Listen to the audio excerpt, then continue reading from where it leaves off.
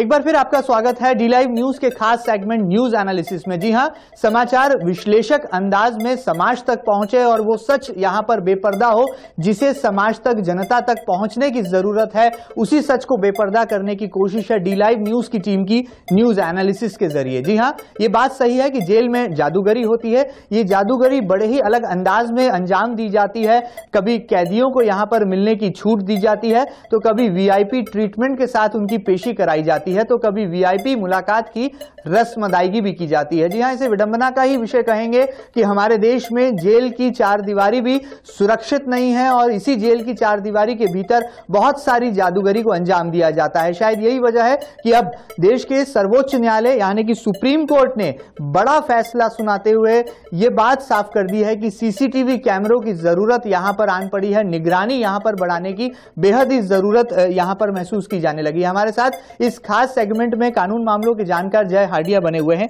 जय जी, लगातार जिस तरह से अभी जिम्मेदारों के हमने यहां पर जवाब सुने, क्या लगता है सुप्रीम कोर्ट के इस बड़े फैसले के बाद कुछ सुधार होने की उम्मीदें आपको लगती हैं? और मॉनिटरिंग का जो एक बड़ा ही महत्वपूर्ण पहलू है, जेल परिसर में अगर सीसीटीवी कैमरे लगेंगे तो नजारा कैसा होगा? पुलिस थानों में जब बैरक के बाहर सीसीटीवी कैमरे लगेंगे तो नजारा कैसा होगा? जी बिल्कुल सही बोला आपने कि सुप्रीम कोर्ट को संज्ञान लेनी पड़ी, जबकि ये काम सरकारों का था। बिल्कुल। एक चीज, दूसरी चीज ये आ रही है कि जेल में सीसी कैमरा लगेंगे, जो जेल में कैदी हैं उनको वॉच किया जाएगा। वॉच कौन करेगा? बिल्कुल वही सिपाही, वही अधिकारी जो जेल में। बिल्कुल बिल्कुल। वो कैमरा भी वही लगेगा, उनकी मॉनिटरिंग का सिस्टम भी वही रहेगा। तो कुल मिला के सिस्टम ये होना चाहिए कि जो जेल प्रभारी है, जेल के सिपाही है, वो अपनी जवाबदारी ईमानदारी से निर्वहन करें।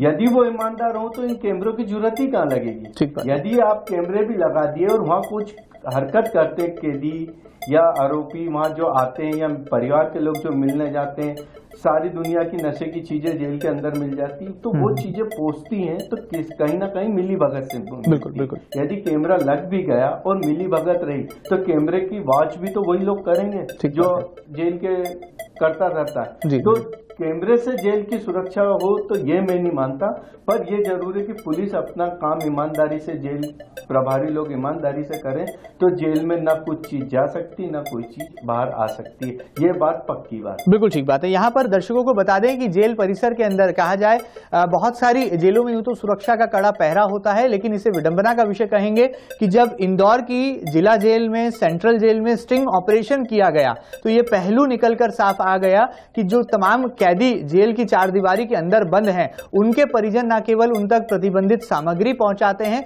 बल्कि धड़ल्ले से वो उनकी हर चाही, उनकी मनपसंद चीजें भी उन तक पहुंचाने में यहां पर पूरी तरह से कामयाब हो जाते हैं। बहुत सारी प्रतिबंधित सामग्री इस वक्त आप अपनी टेलीविजन स्क्रीन पर देख पा रहे होंगे जो सीधे तौर पर जेल की चारदीवारी तक पहुंचाई जा रही हैं। इसमें कहीं ना कहीं तमाम वहां पर सुरक्षा में तैनात प्रहरियों की यहां पर महत्वपूर्ण भूमिका रहती है, संदेहास्पद उनकी भूमिका रहती है और यही वजह है कि परिजन तमाम रोक के बाद भी प्रतिबंधित सामग्री, जिनमें तंबाकू जैसी महत्वपूर्ण चीजें हैं, बहुत सारे ऐसे प्रतिबंधित सामग्री की श्रेणी में आने वाले सामान हैं जो जेल की चारदीवारी तक धड़ल्ले से पहुंचाया जा रहा है। हमारे साथ सब एडिटर मनोज वाणी है। मनोज जी, ये रिपोर्ट जब यहां पर दर्शक देख पा रहे हैं, क्या कहना चाहेंगे आप? सीधे तौर पर प्रतिबंधित सामग्री का जेल परिसर में जाना एक पहलू है, एक गुंडे की अपनी माशूका से मिलने की चाहत को पूरा करने में पुलिस की उसके साथ मदद करना ये एक अलग पहलू है और सुप्रीम कोर्ट का बड़ा फैसला एक बड़ा महत्वपूर्ण पहलू है। क्या कहना चाहेंगे आप?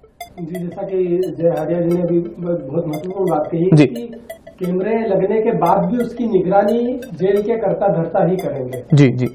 और यदि जेल के कर्ता धर्ता चाहेंगे तो वो सब सुविधाएं जो अभी मिलती है वो उनको बाद में भी मिलती रहेगी। बिल्कुल बिल्कुल। तो ये बहुत महत्वपूर्ण ये है कि जेल के जो कर्ता धर्ता है वो ईमानदार रहे तो कैमरे लगाने का औचित्य सफल हो सकेगा। बिल्कुल। और यहाँ पर जिस तरह की आपने जो हमने देखा वीडियो कि जेल में किस तरह से कैदियों को सुविधाएं पहुंचाई जा रही है, तो ये बहुत गंभीर विषय है कि जब जेल में इतनी बड़ी बड़ी घटनाएं सामने आती रही है तो ऐसे में परिजन किस तरह से कैदियों को किस तरह से जेल के भीतर बिल्कुल वो सारी सुविधाएं पहुंचा रहे। तो इसमें कुल मिलाकर जेल प्रशासन का, जेल अधिकारियों को गंभीरता से सख्ती दिखानी चाहिए। बिल्कुल ठीक बात है। इसके बाद ही किसी स्थिति पर हम समझ सकेंगे कि उसमें सफल हुए हैं। बिल्कुल ठीक बात है। हमारे साथ कोऑर्डिनेटर पीयूष पारे हैं। पीयूष, क्या कहना चाहेंगे? इस खास रिपोर्ट में साफ हो जाता है कि जेल की चारदीवारी में बहुत सारी जादूगरी को अंजाम दिया जा रहा है, प्रतिबंधित सामग्री परिजन कैदियों तक पहुंचा रहे हैं। इस रिपोर्ट पर क्या कुछ कहना है? सीधा विश्लेषण क्या है आपका?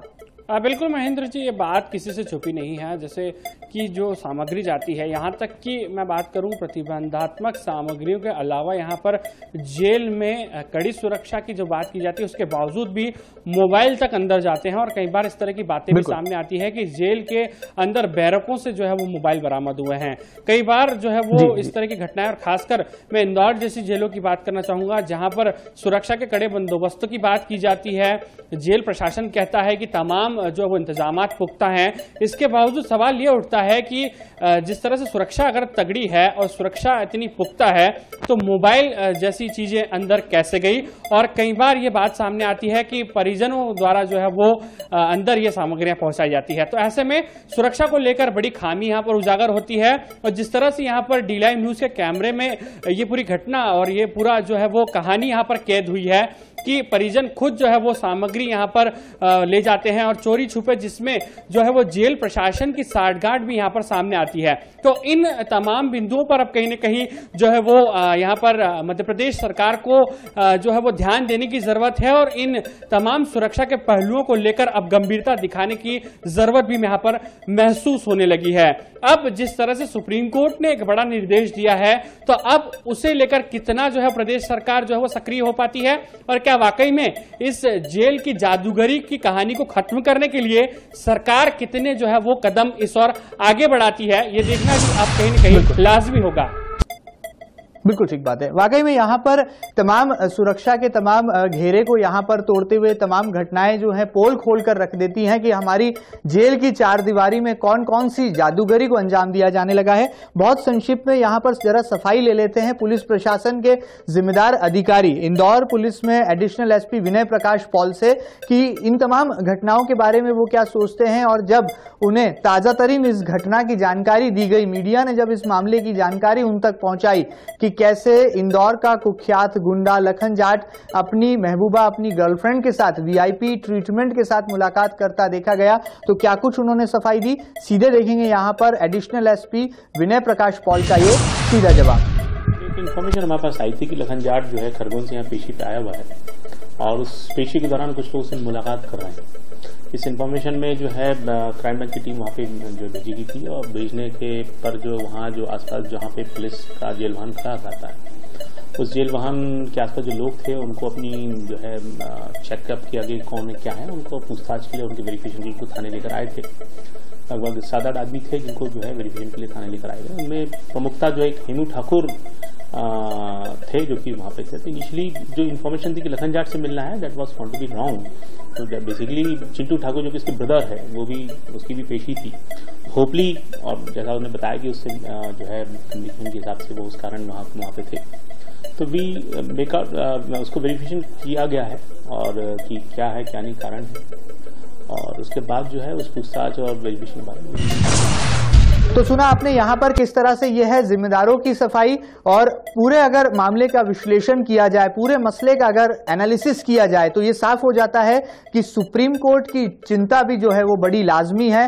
बड़ा ही गंभीर ये मसला है, महत्वपूर्ण मसला है। और अगर मध्य प्रदेश के मायने में इस मसले की बात की जाए, इस फैसले के बाद मध्य प्रदेश में अगर आकलन किया जाए, विश्लेषण किया जाए, तो मध्य प्रदेश में भी जेल में जादूगरी धड़ल्ले से बेखौफ यहाँ पर जारी है। इस जादूगरी पर न केवल नकेल कसने की जरूरत है बल्कि जिम्मेदारों को उनकी जिम्मेदारी का एहसास कराना भी बेहद ही जरूरी है। शायद यही वजह है कि कानून मामलों के जानकार भी यहां पर चिंता जाहिर करते हैं और साफ तौर पर प्रदेश के गृह मंत्री का यह गैर जिम्मेदाराना रवैया आगे ना इसकी पुनरावृत्ति हो, इस और भी कहीं ना कहीं इंगित करता है कि इशारा देता है कि गृह मंत्री जी अब तो जाग जाइए और प्रदेश की शिवराज सरकार अब तो जरूरी कदम उठाइए, जिसे उठाना बेहद ही जरूरी है। नहीं तो चार दीवारी में चलने वाली ये जादूगरी कहीं आने वाले समय में बड़ा संकट, बड़ी मुश्किल ना खड़ी कर दे, ये प्रश्न उठना भी अब लाजमी है। डी लाइव न्यूज के इस खास सेगमेंट न्यूज एनालिसिस में फिलहाल इतना ही। हम अपने टीम मेंबर्स को यहाँ पर शुक्रिया अदा करेंगे। हमारे साथ जुड़े थे सब एडिटर मनोज वाणी,